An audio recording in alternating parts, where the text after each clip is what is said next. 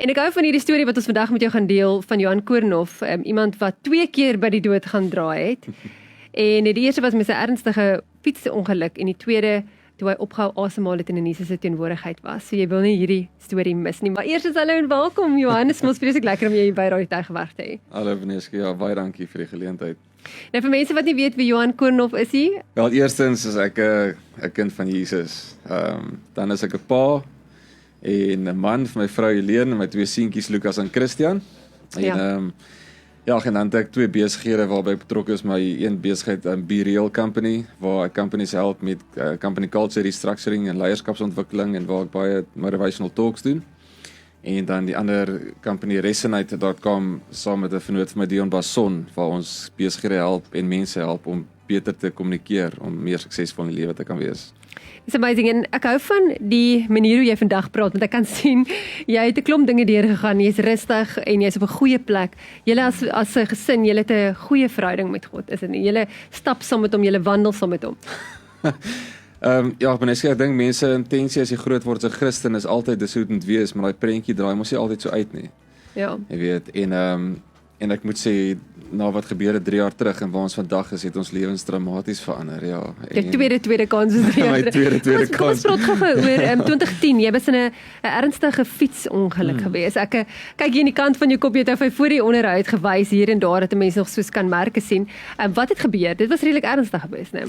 Ja, nee, ek was in 'n mountainbike ongeluk gewees. Ek het by 'n berg afgekom en geval en my skedel het uitgebars aan die kant van my kop en net alles wat daar gebeur het kon nie medies verklaar hoe ek dit oorleef het nie.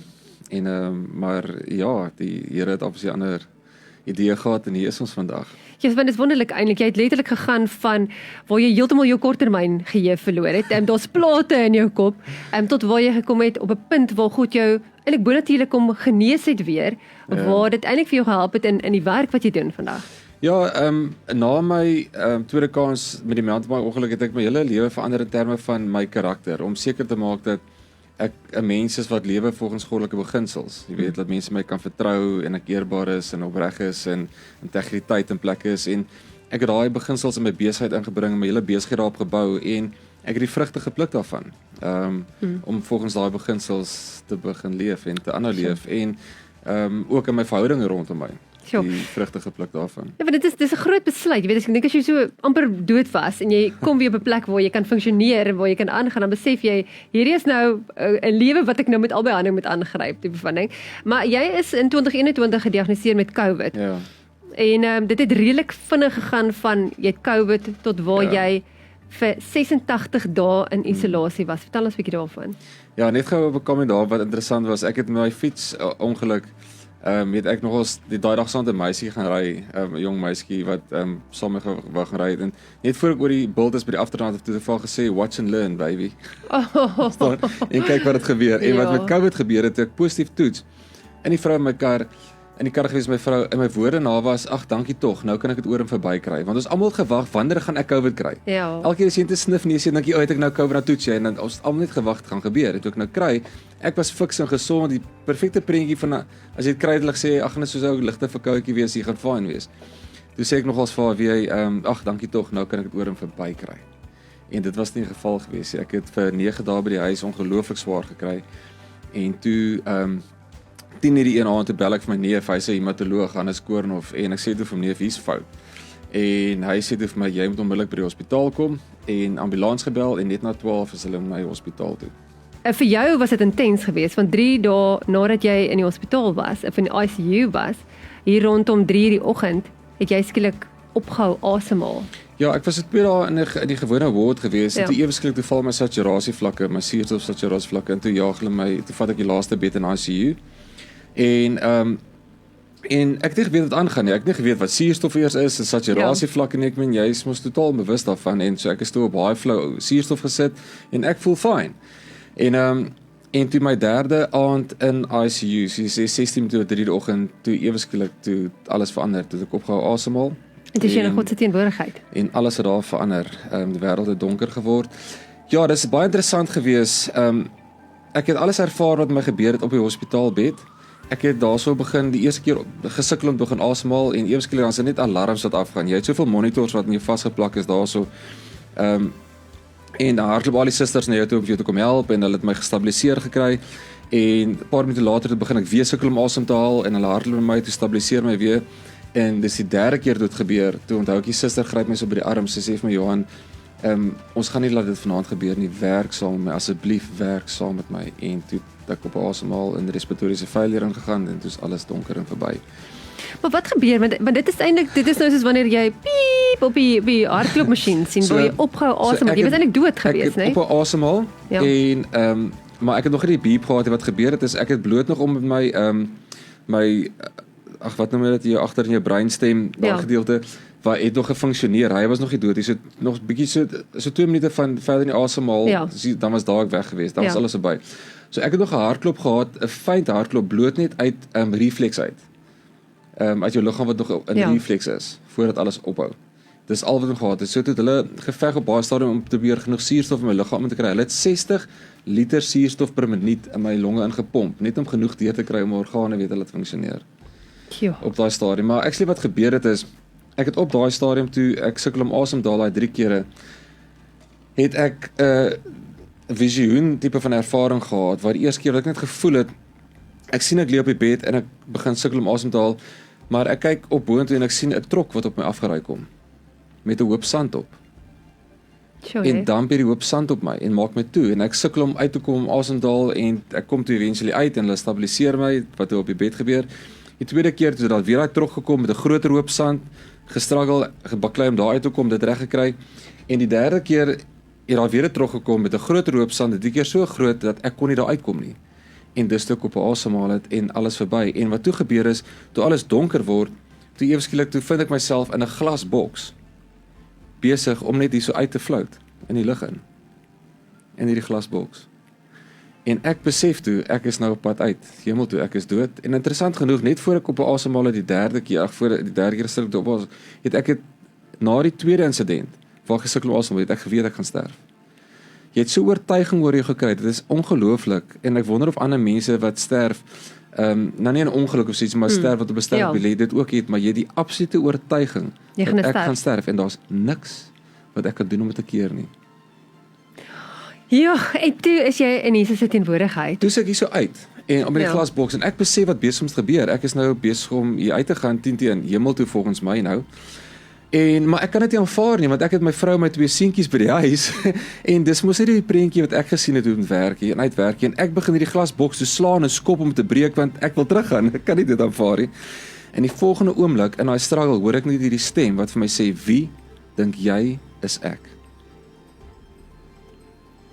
En in my onderbewussyn weet ek al of dis Jesus, maar ek is nou besig hier. Ek het nie tyd hiervoor. Ek moet mos beheer vat hier en alles stik en maak en breek om uit te kom, terug te kom, want dis wat ons as mense doen. Ons wil altyd beheer vat, nê? Nee? Sjoe. En die volgende oomblik toe kom my stem weer. En dis nie as 'n speaker wat harder gestel word nie. Dis soos wanneer 'n leeu brul, jy voel daai krag so in daai lug. Sjoe. En hy vra net weer vir my: "Wie dink jy is ek?" En die keer daai krag my plat geslaan, ek lê daar op die grond en ek sê net ek weet U is Jesus. En hy sê vir my: "Nee, ek is nie." En ek dink toe oeps. Hy sê vir my: "Ek is Jesus almagtig." En hy sê my: "Johan, maar dit beteken vir jou en vir julle as mense niks meer nie." Hy sê vir my: "Al praat ek met jou soos ek met Job gepraat en sê vir hom dat ek het die krag in my hande om die son te laat opkom en afgaan. Ek het die krag om vir die branders te sê waar hulle mag breek en waar hulle nie mag verder gaan nie. Al sê ek dit vir jou, doen dit aan julle niks nie. Want julle het so gewoond geraak aan my. Julle het so familier geword met my. Julle praat met my en oor my en van my soos julle praat met julle vriende en familie en mense. Sjoe, nee. Ek is almagtig." En die volgende oomblik toe gaan sy teenwoordigheid net weg. En toe vind ek my waar ons almal ons eendag gaan vind, voor die troon waar ons account gaan gee vir ons lewe. Waar ek een visie na die volgende visie kry van al die situasies in my lewe, al die kernsituasies in my lewe, waar ek my rug op Jesus gedraai het. Sjoe, nee.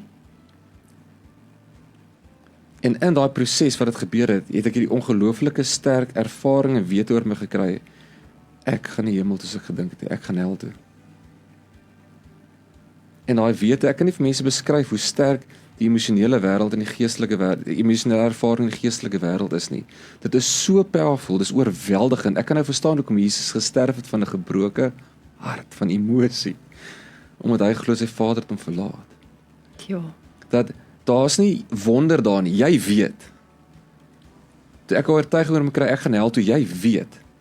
En dan daai wat hulle praat van daai geknars van tande, want al wat jy daar is, wanneer jy daar so staan, het jy dink jy wat hier op aarde gebeur het in die verlede nie, al waaraan jy bewus is ewigheid. Vir ewig en ewig is dit jou lot. En daar's niks wat jy dan kan doen nie. Niks. Ja. En toe daai beelde op en verbykom, toe Jesus ten woorde terugkom, sê vir my, as it is written, if you deny me on earth, I'll deny you before my Father in heaven. Hy sê vir my, Johan, so jy weet jy gaan hel toe. En ek sê vir my, Jesus, ek is net 'n mens, ek maak foute. Ja, nee. Is dit nie wat almal se comeback altyd so gereeld in so baie situasies nie? En Jesus sê toe vir my, en ek het eers later verstaan wat hy bedoel het hiermee, maar hy sê vir my, aan jou foute, jou sonde doen aan my niks nie. Hy verduidelik vir my, dit gaan nie daaroor, dit gaan oor jou hart. Dit gaan oor die absolute attitude van jou hart. Dat om hemel toe te gaan eendag, gaan oor om totaal en al te surrender aan hom. Om te lewe in totale surrender vir hom. Sy wil geskied nie jou nie. Hy's in beheer, nie jy nie. Ja. Sy prentjie vir jou lewe, nie joune nie. En om dan van daai plek af met daai attitude van totale surrender te loop met 'n hart van obedience. Met ander woorde, alles, elke oomblik van elke dag in my hele wese binne my Jesus wil net so gehoorsaam wees aan U.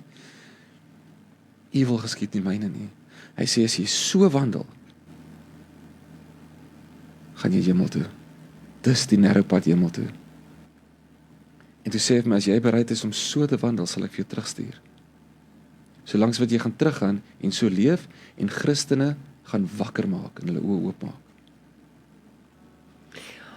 Ja, weet jy, want ek dink baie keer as mense praat oor Jesus, dan is dit net liefde wat hulle ervaar. Ja, is jy net weet. liefde. En is liefde, en dit is so. Sy onvoorwaardelike liefde. Hy is 'n Hy is 'n God van onvoorwaardelike liefde, maar hy is ook heilig. En ek dink dis die En ding wat dit ons kom baie eerste. keer is die ding wat ons baie keer nalat, nê, is die feit dat hy's 'n almagtige, soewereine, heilige Wat God. mense nie besef nie, toe hulle vir Jesus gevra het, maar hoekom moes hy deur die hele proses gaan van sterf en weer opstaan en alles? Ja. Waarvoor het hy gedoen? Weet jy wat sy antwoord gewees? Ons dink altyd hy het dit gedoen vir ons om ons weer in regs te stel met ons pad met die Here en verhouding en met God. Jesus se eerste woorde was om my plek van almag terug te neem. Ja. Nie liefde nie, om my plek en posisie van almag terug te neem. Daarom alle mag in hemel en aarde is nou aan my gegee, het hy gesê. Ja. Maar was dit wat jy ervaar het? En ek meen, jy het ervaar hy's heilig en dis amper asof die beeld wat jy nou gegee het is amper asof hy kwaai is, maar dit is nie kwaai nie, dis net Beneske, hier is 'n heiligheid. Dit is nie die oomblik wat jy hier sit, ons probeer beheer neem oor alles in ons lewe. En hoe werk dit uit vir jou sover? Dis vir al ons hartseer, ons konflik, ons frustrasie, ons vloek en skree en te kere gaan vandaan kom. Ja. Is vir ons probeer in beheer wees van dinge en mense, en dis nie lekker, niemand hou daarvan nie. Nee? Dis so waar, nê? Waar, hier is die ding, sodra jy glo met jou hele hart, Jesus is almagtig, Ja. dat hy in beheer, slegs dan sal jy ooit by daai plek kan wees, wat jy totale beheer oorgee aan Jesus. Oh, dit is so waar wat jy sê, want ek dink baie keer dan gee mens, jy gee 80% van jou lewe oor, maar daar's altyd daai stukkie wat jy nie oorgee nie. Nee, ek hoor dit jy sê, maar jy gee nie eers 80% oor, wat jy doen is, Jesus, ek het 'n jy dink probleem jy met my gee 80 oor, ja. huwelik, asseblief kom help my, Ja. ek gee die probleem van my huwelik vir hom, ek gee nie my hart vir hom nie. Dis waar. Is so waar. Ek gee die probleem wat ek het by die werk vir Jesus, nie my hart om te verander nie, om te surrender nie.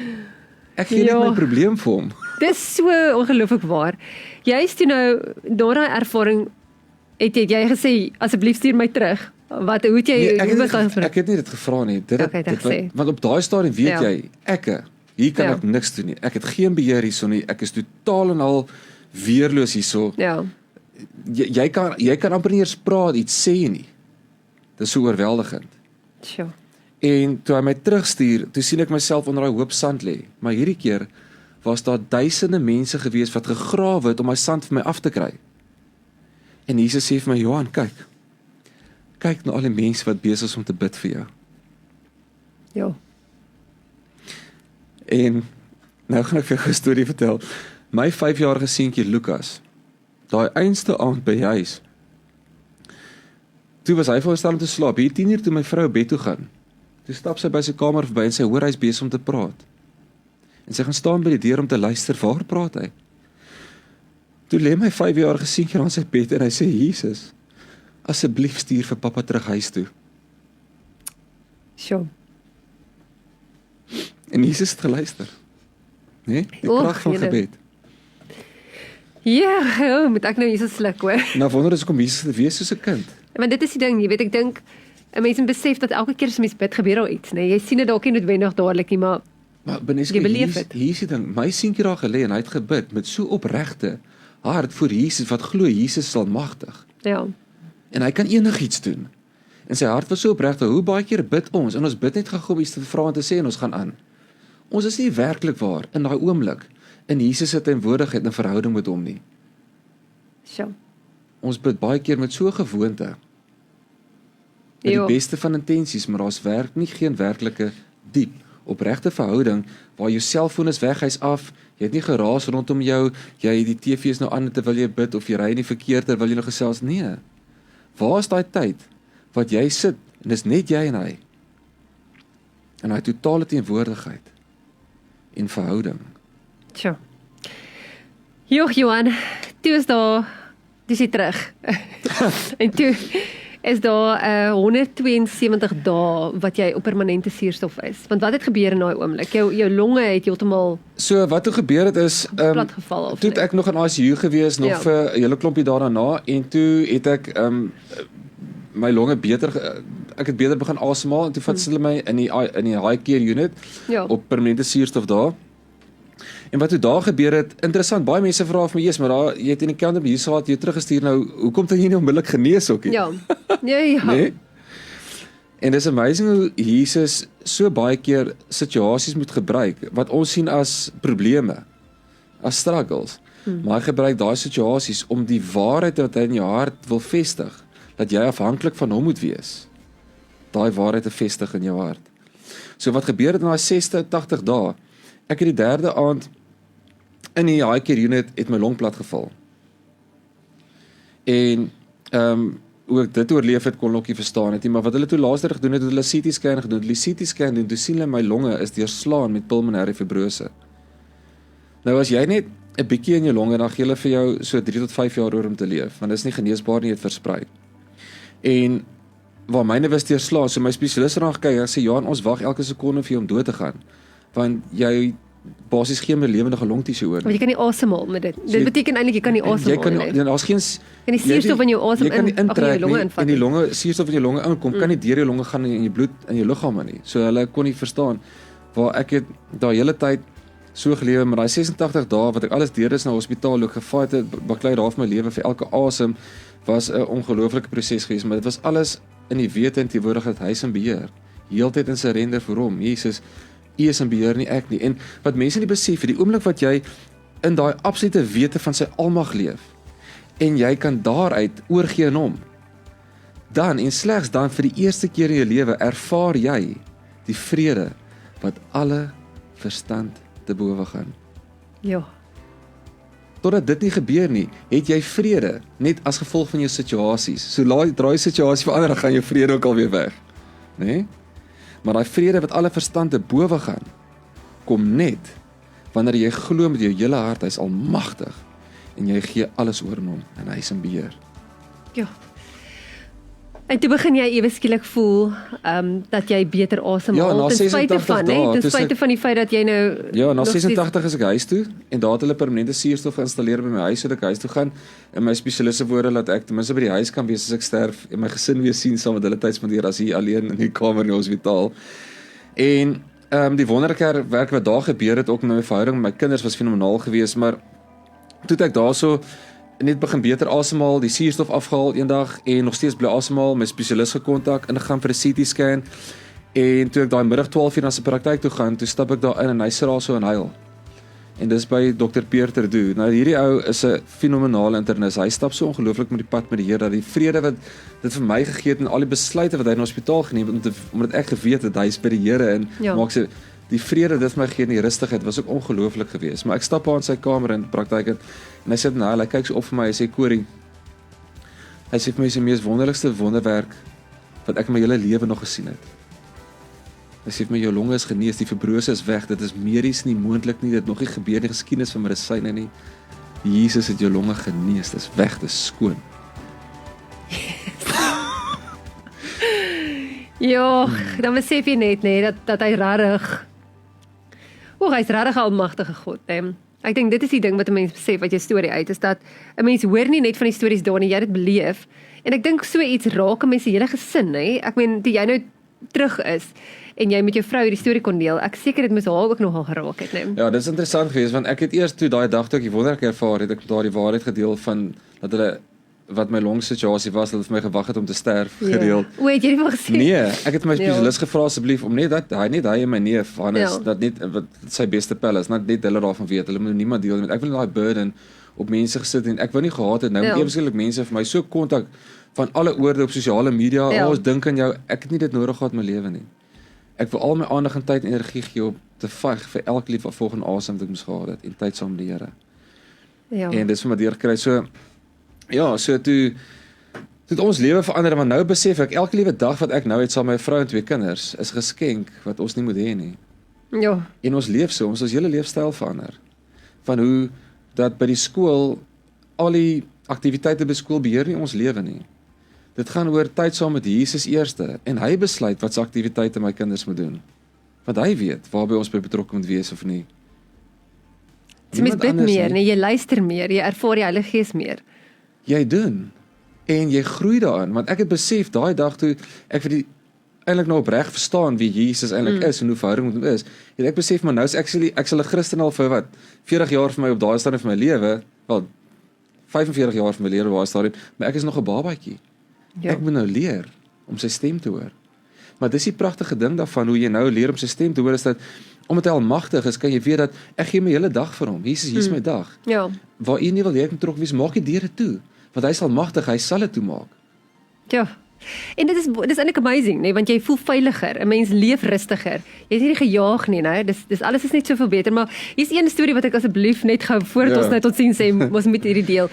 Jou kinders, jy twee seentjies en in daai stadium was hulle nog klein gewees. Ja. En jy is hulle alles. Jy is die Here, hulle wil die hele tyd by jou wees. Ja. En vertel net gou wat sê jy gewoonlik vir hulle net voordat hulle gaan slaap? En wat was daai eerste keer toe jy na 3 maande by die huis kom? Wat was die reaksie om hulle te sien weer?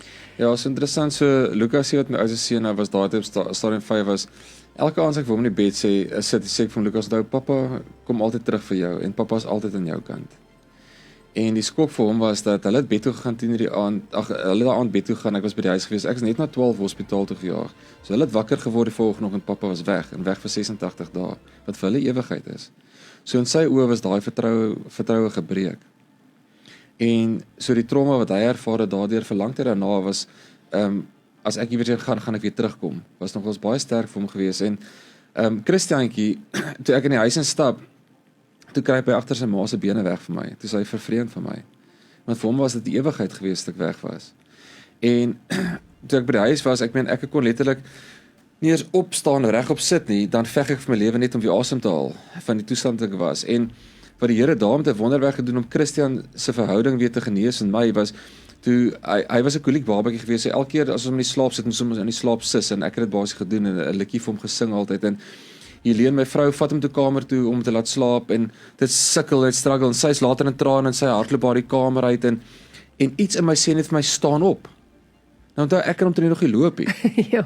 En never mind om iets op te tel, vashou wat ek die krag nek is en ek staan op, ek stap in sy kamer in met my oxygenpyp wat 'n ekstensie aangehad het. Ek stap in sy kamer in, ek tel hom op. Ek hou hom teen my vas en ek begin daai liedjie met hom sing wat ek gedoen het altyd. En in daai oomblik toe ek dit doen, toe herken ek is sy pa en hy gryp my vas. En hou vas en hy raak onmiddellik nie slaap en hy gaan lê op die bed langs hom. Ek het nie gesukkel om asem te haal nie. Ek het geen issues gehad, my vrou kom maar aan, gaas, skree, wat maak jy, wat alles, en ek lê daar so, hierdie absolute wonderwerk, en 'n halfuur later, toe ek weer terug waar ek was, sukkel vir asemhaal, maar in daai oomblik het Jesus net daai wonderbaarlike krag gegee vir daai oomblik om my verhouding met my seentjie weer te herstel. Joh. Oeg, nee, hierdie is 'n emosionele storie. Jy het nou eintlik 'n tweede kans gekry. Tweede kans. Eers met die fietsry en toe nou met hierdie. Ek meen, as jy nou kyk nou hoe jy lewe, jy het nou gepraat oor hoe jy surrender, hoe jy meer nader aan God leef. Wat is jou raad aan ander mense? Jy weet wat miskien ook vandag sê, yes, like ek begeer so 'n tipe verhouding met God. Waar begin 'n mens? Wat doen 'n mens om daai te kan beleef? Ja, Beneska, daar is 'n amazing ding. Jy gaan nie daai kry by 'n kerk of na iemand se storie of 'n boek of wat ek gaan luister nie. Daai kry jy net deur nou op jou knie te val en by Jesus sit nie, Jesus help my. Ja. Help my, geef my daai behoefte in my hart om U beter te leer ken. Want net hy kan jou hart verander. Geen ander mens of storie of prediker of iets kan so iets doen nie. Ja. Net Jesus kan jou hart verander. Maar dit moet 'n hart wees wat opreg na hom toe kom, wat opreg daai behoefte met hom wil hê en sê Jesus, hier is ek. Help my. Sjoe, nee, ek dink jy moet 'n gebed doen. Ek weet hierdie is nou miskien ook vreemd, maar ek dink jy moet vir mense wat hier nou kyk miskien ook nou na die tyd en miskien daai begeerte het vandag. Wil jy nie gou net 'n gebed doen vir so iemand om te sê kom ons vat jou na God toe en kom ons vra vir hom om soos wat jy beleef het, om sy almag te herstel in jou lewe en om te besef dat hy jou wil lei, daai surrendered, obedient life. Kom ons bid. Ag Jesus almagtig, ons kom nou hier toe. Dankie vir die geleentheid wat ons vandag het om soveel harte daar buite te kan bereik, Jesus, en waar daar mense is wat daar buite sit wat hierdie behoefte het, Jesus, om 'n pad met U te stap, om vir U werklik waar te ervaar en opregte verhouding met U te wil hê, Jesus. Ek vra net dat U uit sal reik na hulle toe en dat hulle net 'n glimps van die almag sal ervaar, Jesus. Net 'n glimps van die almag sal ervaar, want deur daai ervaring sal hulle hele wêreld verander. Alles in hulle lewe sal verander die oomblik wat hulle net ervaar, Jesus, hoe almagtig U is. En U weet hoe om dit in elkeen se lewe te doen daar buite, want ons almal is anders, ons almal se lewens lyk anders. En ek vra dit nou net in Jesus naam dat almal se harte sal oop wees om daai boodskap, daai aanraking van U te ontvang en dit sal ervaar en dit sal reageer daarop. En ons vra dit nou in Jesus naam. Amen. Amen.